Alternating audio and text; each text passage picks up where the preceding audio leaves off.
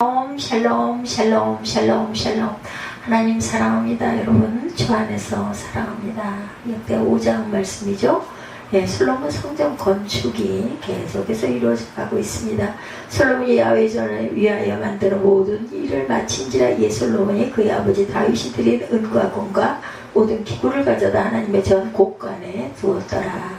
이미 선왕 다윗이 갖추어 놓은 준비를 바탕으로 솔로몬 자신의 마무리 준비가 끝나자 즉시 성전 건축을 시작했죠. 그래서 무려 7년 반이라는 기간의 대공사 끝에 성전이 이제 완성이 되었어요. 그래서 오늘 역대하 5장에서는 성전 건축을 마친 후에 언약궤를 다윗성에서 성전으로 메어 올려 지성소에 안치한 사건이 기록되고 있습니다. 백성들을 소집하는 솔로몬 2절 3절입니다. 이에 솔로몬이 야훼 언약궤를 다윗성과 시온에서부터 메어 올리고자 하여 이스라엘 장로들과 모든 지파의 우두머리고 이스라엘 자손의 족장들을 다 예루살렘으로 소집하니 7째 달 절기에 이스라엘 모든 사람이 다 왕에게로 모이고 이스라엘 장로들이 이름에 레위 사람들이 궤를 매니라. 궤와 회막과 장막 안에 모든 거룩한 기구를 메어 올려가되 레위인 제사장들이 그것들을 메고 올라가매 솔로몬 왕과 그 앞에 모인 모든 이스라엘 회중이 궤 앞에서 양과 서로 제사를 드렸으니 그 수가 많아 기록할 수도 없고 셀 수도 없었더라. 6절까지 설명이 되어지고 있어요. 그렇죠? 그래서 그는 그 재료들로 성전의 온갖 기구들을 만든 후 남은 것들을 다른 용도에 절대로 쓰지 않고 보관하죠. 이처럼 우리도 하나님께 바쳐진 것들은 특별히 성별해서 하나님의 일을 위해 쓸 수 있도록 보존해야 한다. 성전 건축을 완공했어요. 5장 1절이죠. 솔로몬이 야훼전을 위하여 만드는 모든 일을 마친지라. 이에 솔로몬이 그의 아버지 다윗이 드린 은과 금과 모든 기구를 가져다 하나님의 전 곳간에 두었더라. 남은 것들을 잘 보관했다는 거죠. 성전 봉사기구 역대하 24장 14절에 공사를 마친 후에 그 남은 돈을 왕과 여호야다 앞으로 가져왔으므로 그것으로 야훼전에 쓸 그릇을 만들었으니 곧 선교 제사 드리는 그릇이며 또 숟가락과 금은 그릇들이라. 여호야다가 세상에 사는 모든 날에 여호와 전에 항상 번제를 드렸더라.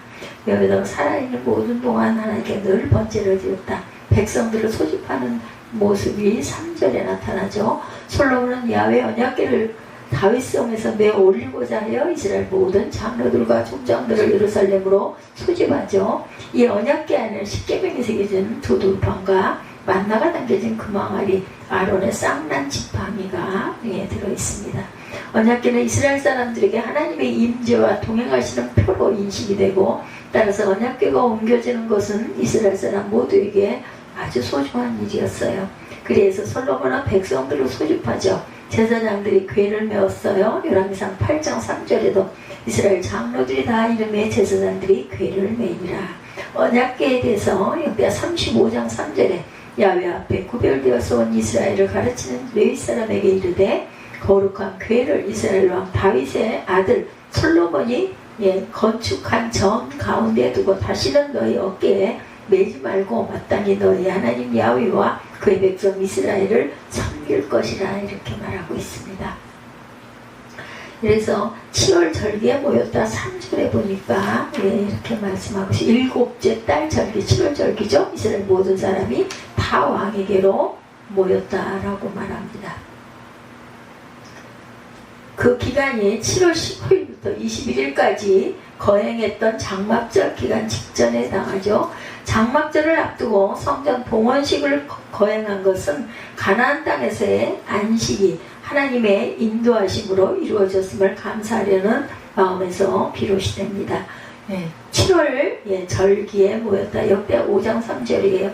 7째 달 절기에 이스라엘 모든 사람이 다 왕에게로 모이고 야훼께 감사라. 역대상 16장 34절에 야훼께 감사라. 그는 선하시며 그의 인자하심이 영원한 미로다. 언약궤가 안치가 되어 7절에 보면은 나오죠. 제사장들이 야훼 언약궤를 그 처소로 메어드렸으니 곧 본전 지성소 그룹들의 날개 아래라.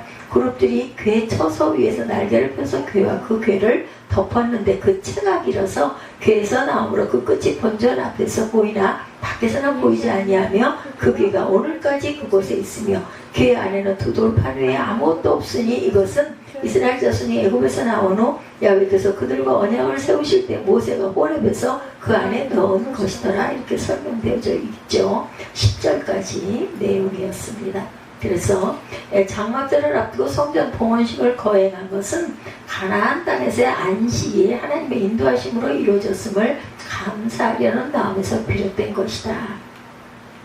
7월 절기에 모였다라고 5장 3절에 증거하죠. 일곱째 달 절기에 야훼께 감사하라 엑스상 16장 34절에 야훼께 감사하라 그는 선하시며 그 인자하심이 영원하미로다.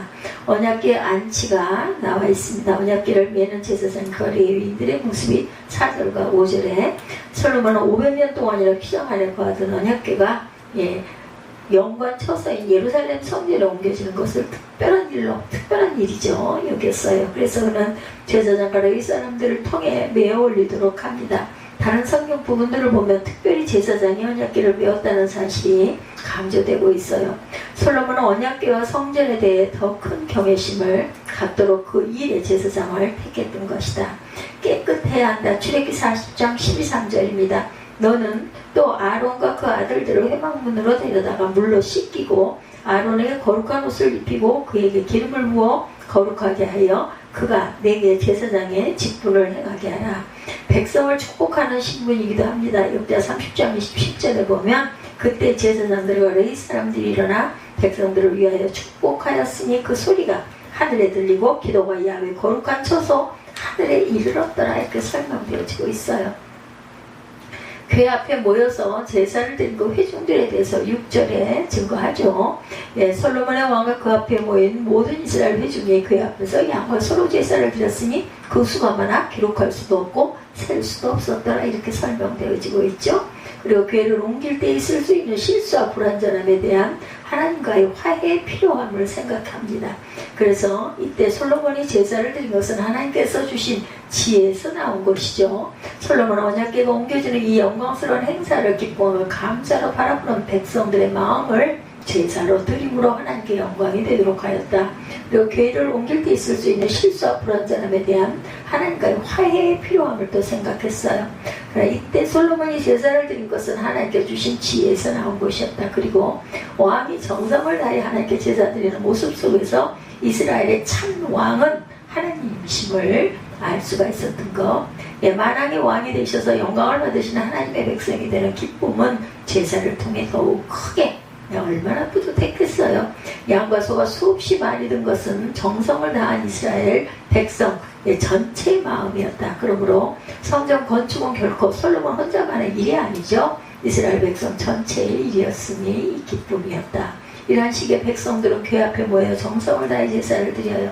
셀 수 없을 정도였다. 5절에 증거합니다. 선하심과 인자하심을 이스라엘 모든 자손을 복이 내리는 것과 야훼의 영광이 성전에 있는 것을 보고 돌을 깐 땅에 엎드려 경배하며 야훼께 감사하이르되 선하시도다 그의 인자심이 영원하미로다 하였다. 성전에 안치된 언약궤 제사장들은 추측으로 하여 다윗성에서 매 올린 언약궤는 솔로몬이 건축한 지성소 그룹들의 날개 아래 무사히 안치가 됩니다. 언약궤가 내전 지성소 그룹들의 날개 아래 안치되었던 것은 성전 건축의 마지막 단계. 역대기 기자는 언약궤 안에 두 돌판이 있음을 상기시키죠. 그리고 이스라엘 자손이 애굽에서 나온 후 야훼께서 언약을 세우실 때 주신 돌판이 새로운 성전의 내전 지성소 그룹들의 날개 아래 안치됨을 강조합니다. 솔로몬 성전의 지성소에 안치된 두 돌판은 하나님께서 처음에 주신 것은 아니죠. 깨져가지고 다시 만들었죠.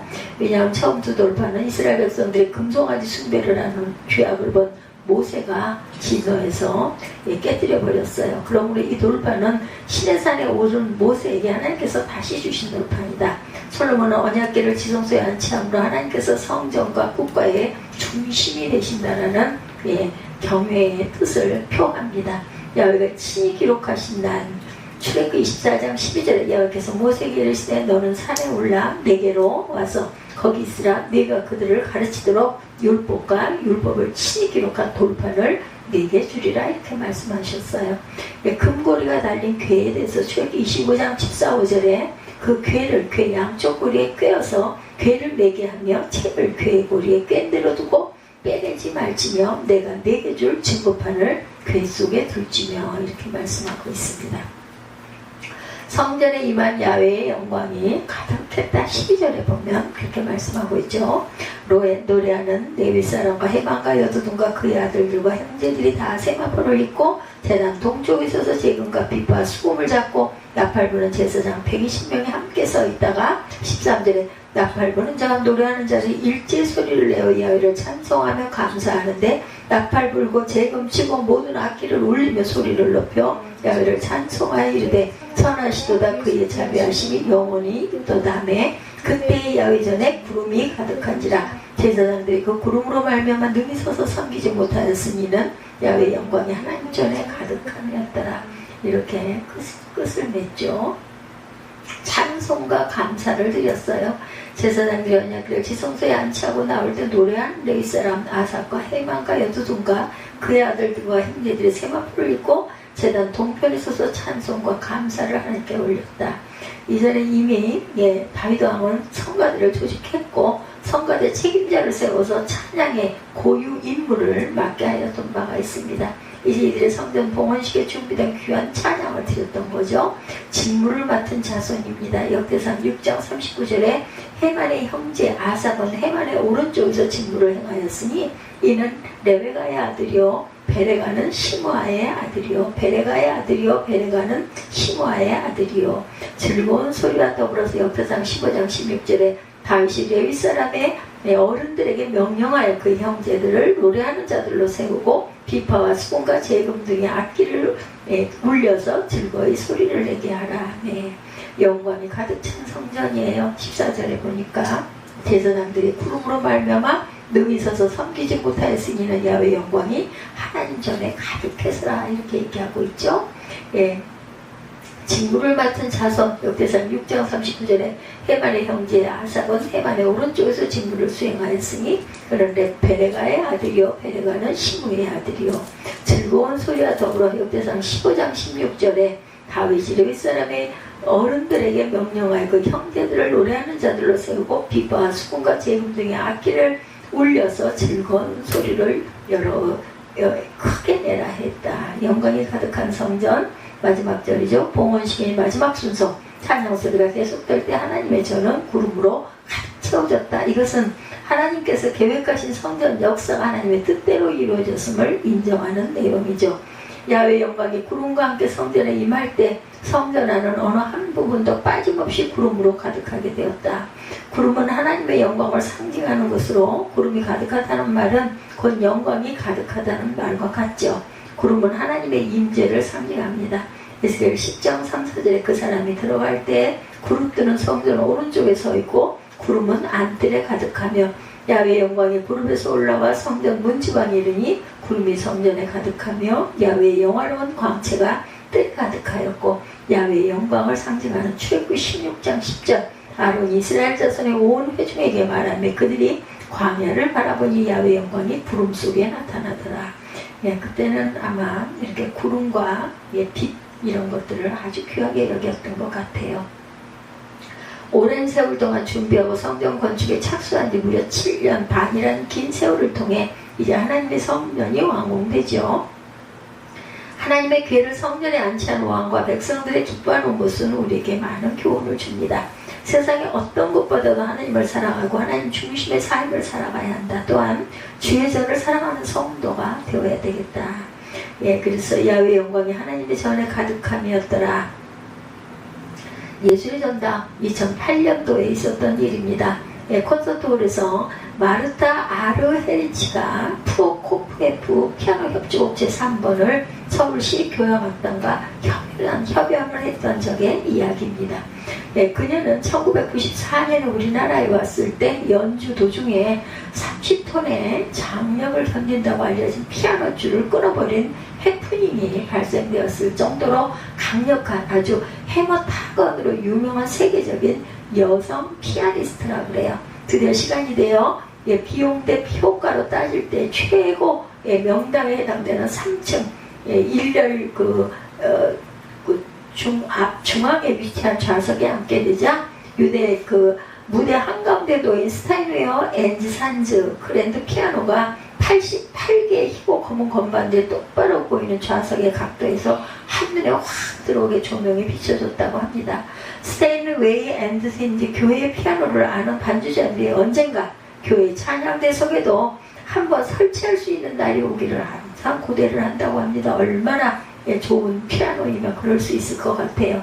간절히 꿈꾸고 있는 피아노의 명기이기도 하다네요. 그리고 그 뒤에는 협연 때 의뢰 그러듯이 조금 축소된 규모의 관현악단이 자리를 잡고 앉아서 악장의 리드를 따라 오케스트라 튜닝을 하고 있었다고 합니다.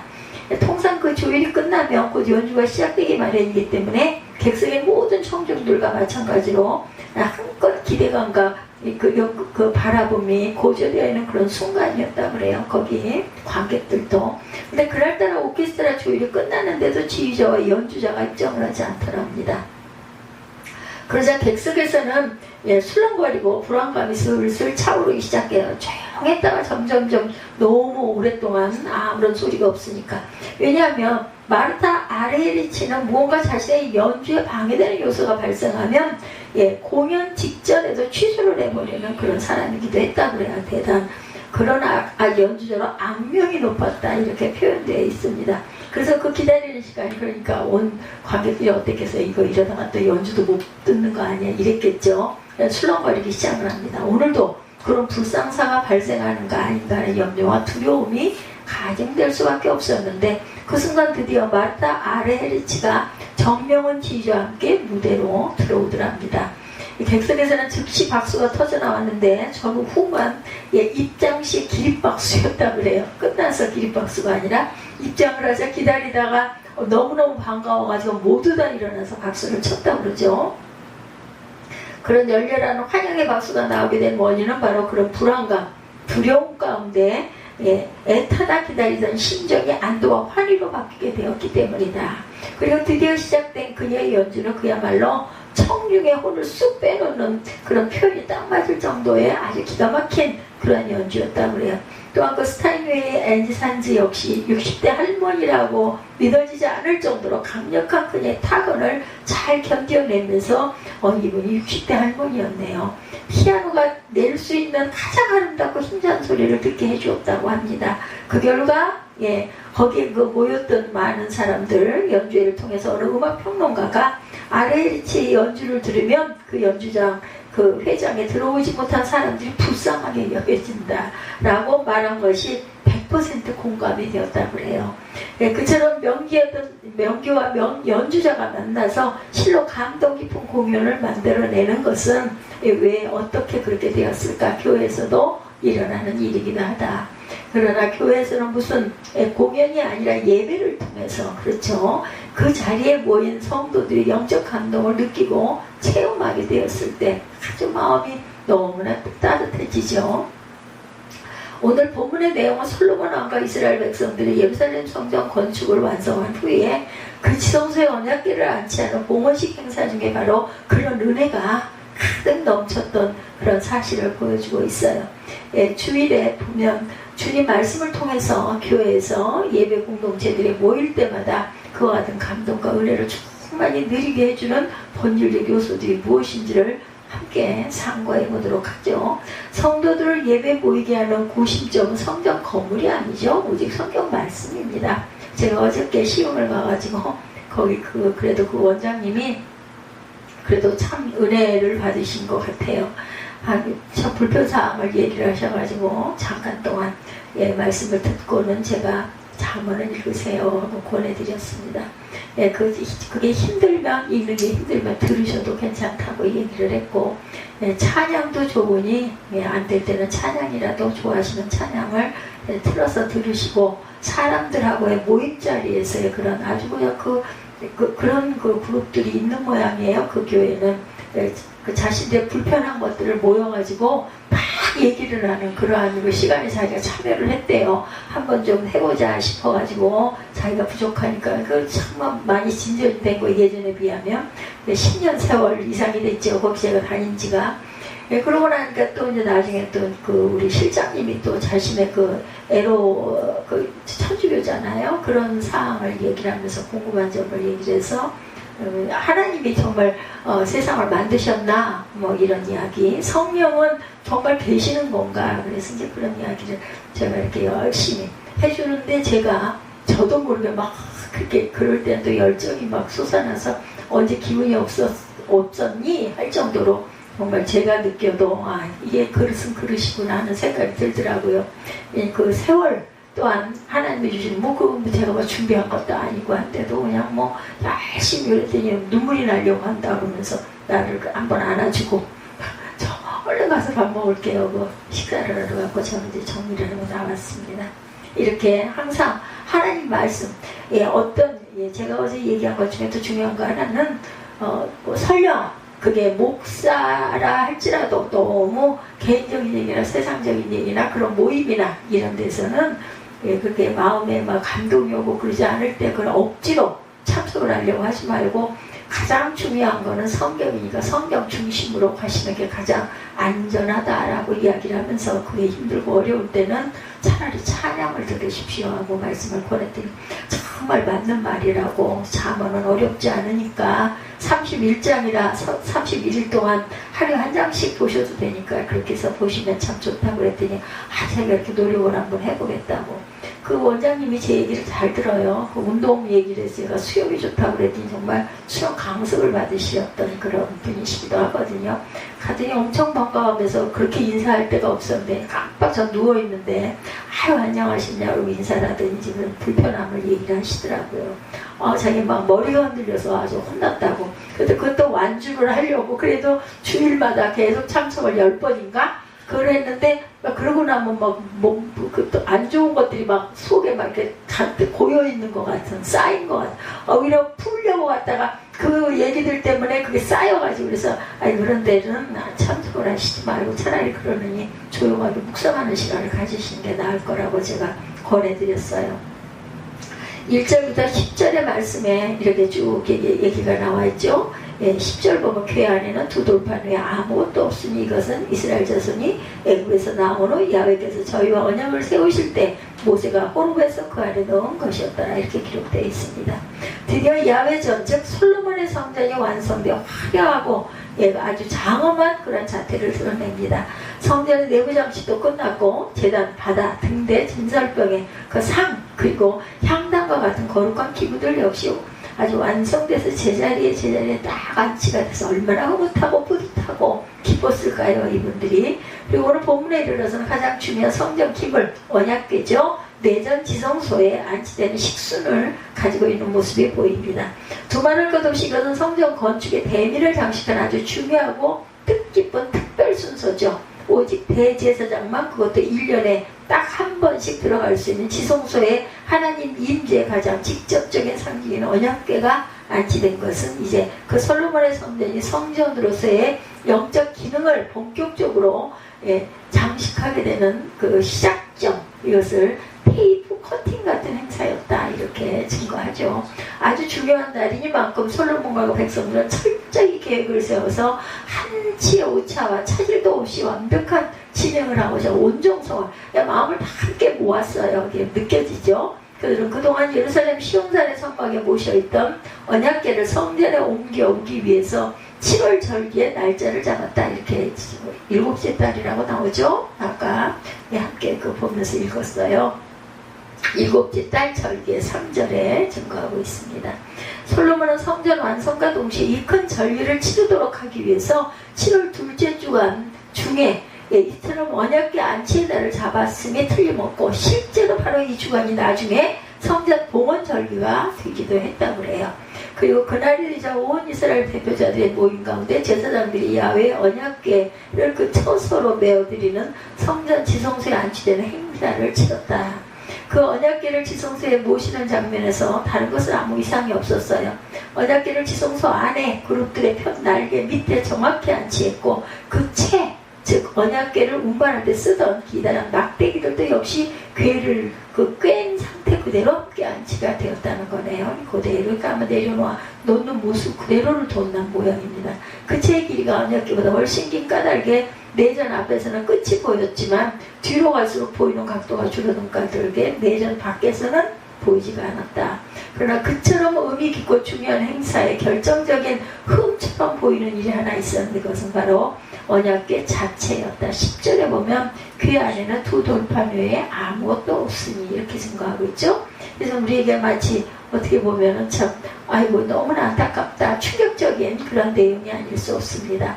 언약궤 안에 원래는 10계명의 돌판과 함께 만나를 담은 항아리 그리고 아론의 쌍난 지팡이 세 가지가 함께 들어있었는데 그것을 잘 알고 있는데 본문의 언약궤 안에 두 돌판 외에는 아무것도 없다 라고 확실히 못을 받고 있어요. 그렇게 되었던 이유는 알 수가 없는데 혹자는 솔로몬이 만나 항아리와 아론의 지팡이를 언약궤에서 꺼내서 성전의 다른 곳에 보관했을 것이라는 추측이 있지만 아마 그건 아닐 것 같아요.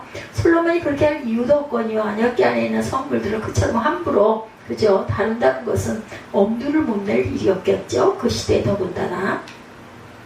또 한 가지 추측으로는 언약궤가 블레셋 민족에게 빼앗겨 있을 동안 분실되었지 않았겠는가, 없어지지 않았겠는가 이렇게 추측합니다.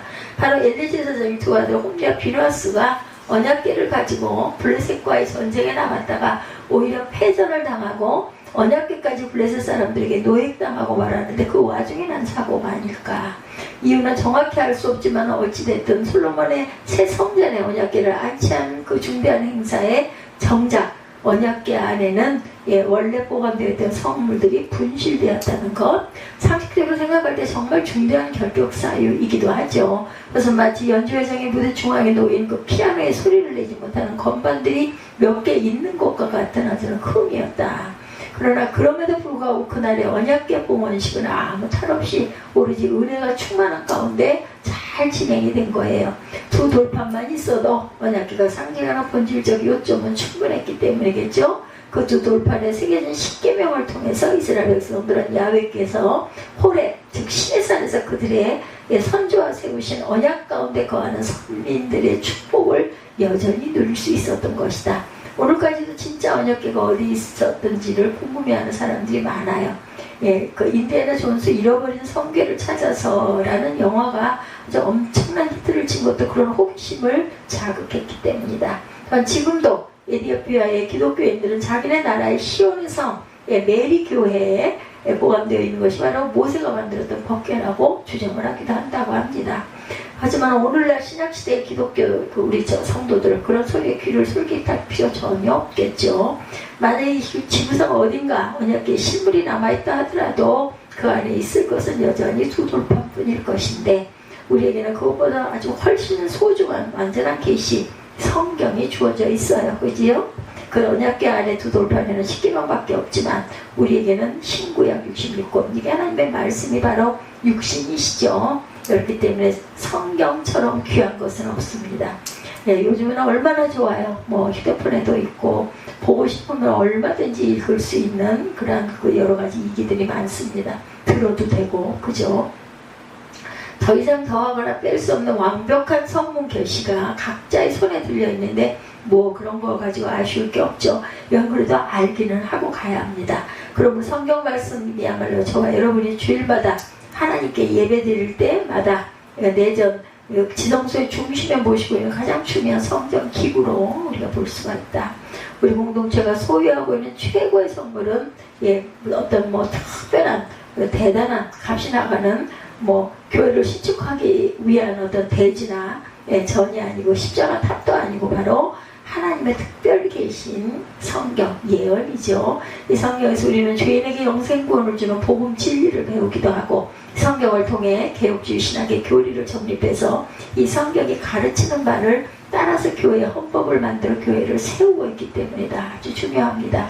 그렇다면 참된 성도들은 자기 교회에서 혹은 언약궤 속에 빠진 다른 성물들이 있다 해도 그것에 신경을 쓸 필요는 없습니다. 그냥 하나의 유물이라고 해야 되겠죠. 그리고 하나의 기념, 그런 의미로 바라볼 수는 있겠죠.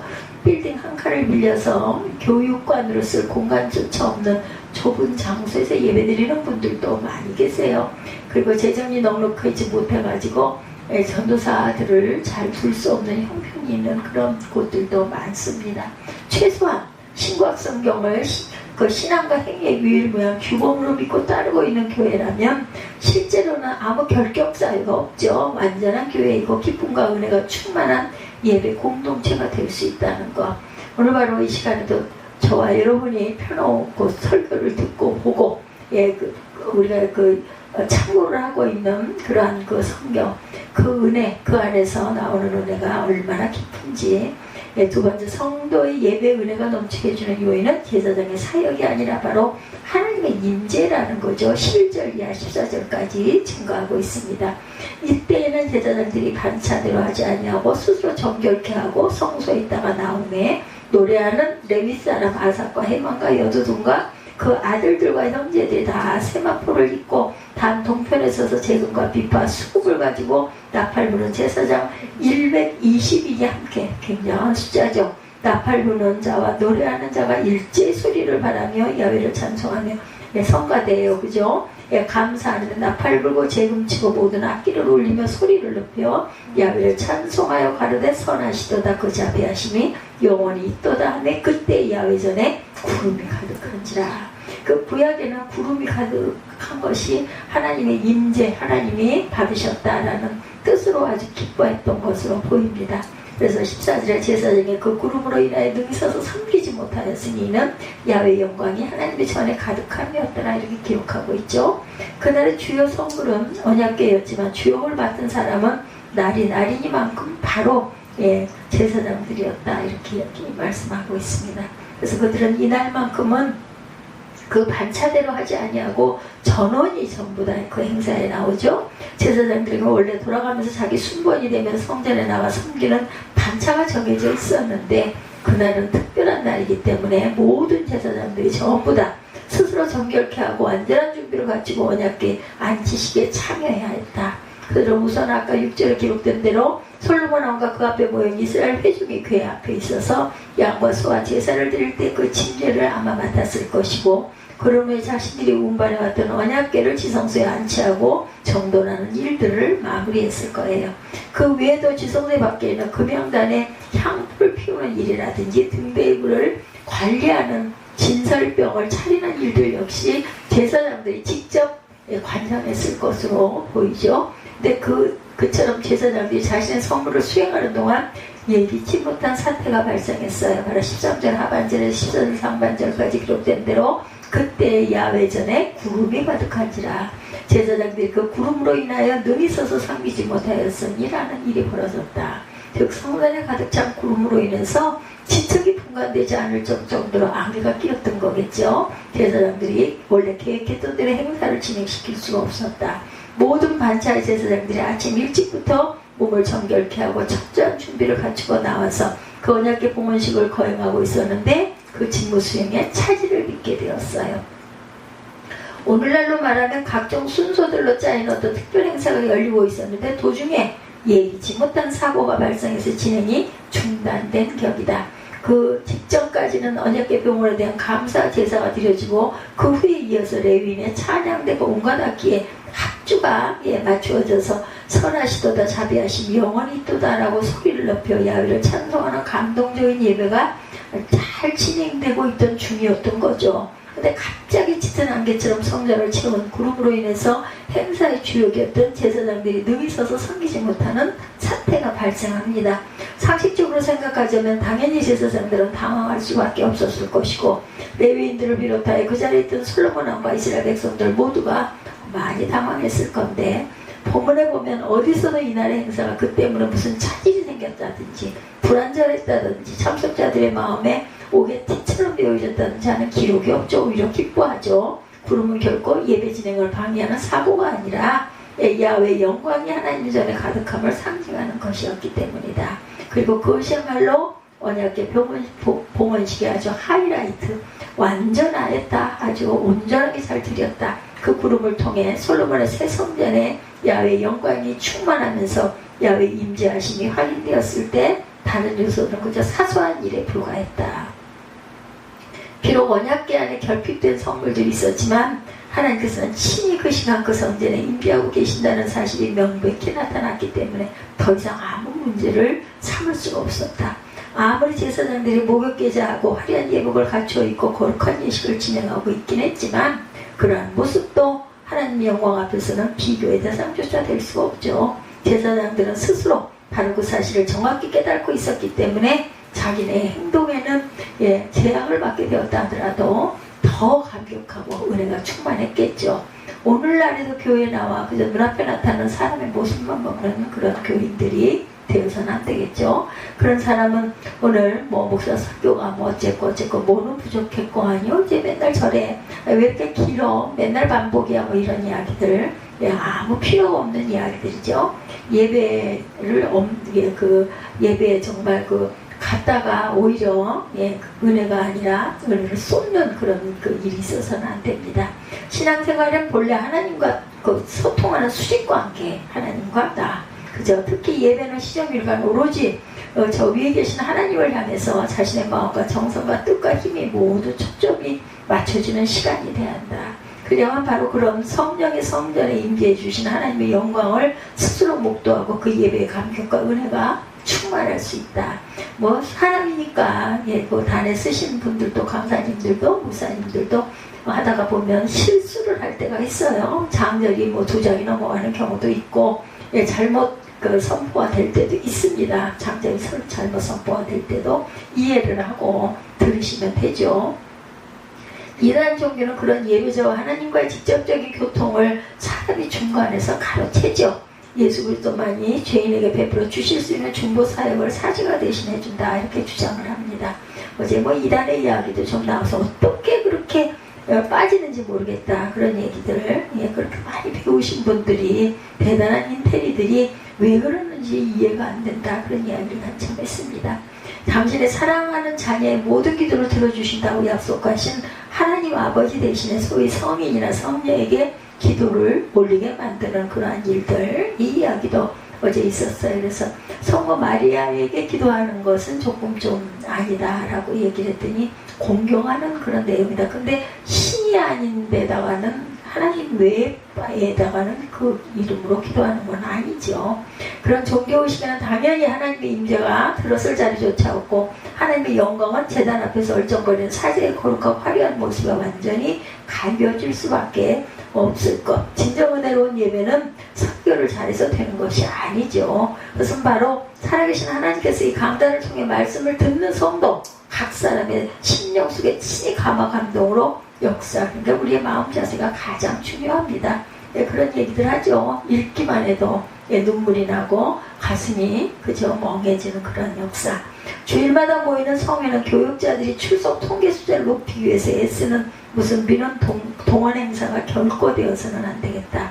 엿새 동안에 힘써 모은 일을 행하고 비록 몸은 좀 피곤할지라도 성의를 기억해서 모이기를 힘쓰게 되는 근본적인 이유는 바로 하나님의 그 영이 여러분 각자의 발걸음을 이 성전 안으로 인도해 주신 것이라는 것. 우리가 뭘 받기 위해서 예배드려서는 안 돼. 드리는 예배가 되어야 됩니다. 그래서 성수할 줄 알고 설교 말씀에 아멘으로 화답하게 되는 이것이야말로 우리가 하나님의 영광이 충만한 것을 명백하게 증거하는 증거라는 것. 여기서 드려지는 예배 전체를 통해서 하나님의 영이 뜨겁게 역사하고 하나님의 영광이 충만한 것을 생생하게 느낄 줄 아는 그러한 믿음들, 그러한 은혜가 되어야 할 줄 믿습니다. 오직 야훼는 그 성전에 계시니 온 천하는 그 앞에 잠잠할지니라. 하박국 2장 20절이에요. 하나님 임재의 은총을 충만히 체험할 수 있는 저와 여러분이 되시기 바라요. 언약궤 봉헌식의 진짜 주인공은 언약궤도 아니고 제사장도 아니고 바로 야훼 하나님이시죠. 언약궤 안에 있는 두 돌판에 기록된 하나님의 말씀이 솔로몬과 백성들에게 하늘에서 내리는 축복을 약속해주고 있었고, 성전에 가득한 구름을 통해 나타난 하나님의 임재와 영광이 제사장들을 비롯한 모든 예배자들의 심령에 최고의 기쁨과 감사가 충만하게 만들어졌어요. 그 다음에 오늘날의 교회 역시 마찬가지입니다. 교회가 반드시 보유할 가장 소중한 영적 그 하드웨어는 바로 신구약 성경이라는 거. 말씀을 가장 소중하게 중요하게 여겨야 합니다. 사람을 소중하게 여길 필요는 없어요. 그죠? 그 공경하는 거죠. 그래서 예배 시간은 무슨 공연이 아니라 말씀 선포가 중심이 되어야 한다. 교회를 통해 꼭 돌아가야 할 영적 소프트웨어는 바로 하나님의 임재와 영광이라는 거. 우리가 영이신 하나님이 내 안에 계실 때 우리 마음에 충만함을 느끼게 되죠. 그리고 이 둘의 사실상 불가분의 관계, 하나님의 임재와 그 영광, 좋은 피아노를 훌륭한 피아니스트가 연주할 때 감동적인 공연이 이루어지는 것처럼 성경 말씀의 선포를 통해서 살아계신 하나님께서 친히 역사해 주실 때 모든 예배자들의 인격 속에 놀라운 감동이 넘치게 된다는 것. 교회에 비록 성부로 부족한 것이 있을지라도 성경만 있으면 충분해요. 그죠? 교회에 비록 사람은 실수나 실족을 할지라도 하나님만을 주인으로 모시고 있으면 아무 문제가 없다. 성경 중심으로 읽고 생각하고 묵상하고 찬양하고 그랬을 때 하나님의 은혜가 충만하죠. 이 제단 앞에 모일 때마다 설교를 사람의 말이 아니라 하나님의 말씀으로 듣는 시간으로 받고 목사가 사이는 모양이 아니라 하나님께서 친히 임재하시는 자리로 깨달음으로 우리 교회를 야외에 선하시고 자비하심을 더욱 소리 높여 찬양하는 경건하고 신령한 예배 공동체로 함께 세워가는 저와 여러분들이 되시기를 주님의 이름으로 축복합니다. 오늘 역대하 5장 1절에서 14절 야외의 영광이 하나님의 전에 가득함이었더라, 이런 제목으로 함께 은혜를 나눴습니다.